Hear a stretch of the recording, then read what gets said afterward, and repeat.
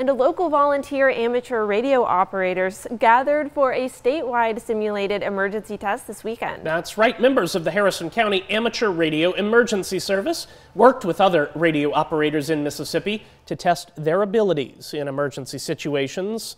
The radio operators are FCC licensed communicators that bridge the gap between first responders and other radio operators when all other communication systems fail during a disaster.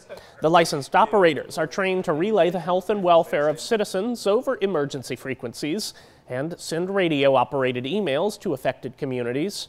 Harrison County Radio Emergency Coordinator Jason Purvis says amateur radio is easy to learn and that communication is one of the world's most valued traits in times of need.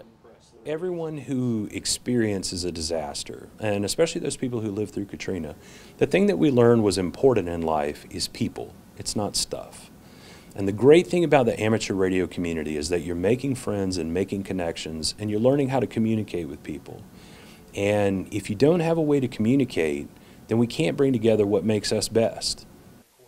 Purvis also warns citizens to not take your accessible communication for granted and encourages you to become a licensed radio operator.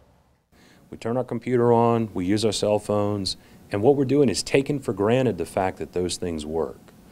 And you're relying on someone else's system.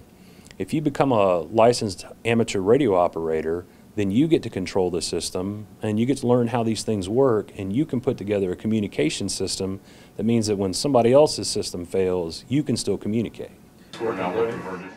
If you have any questions or are interested in being a volunteer and licensed radio operator, all you have to do is email the address you see at your screen right now, harrison.county.ars@gmail.com.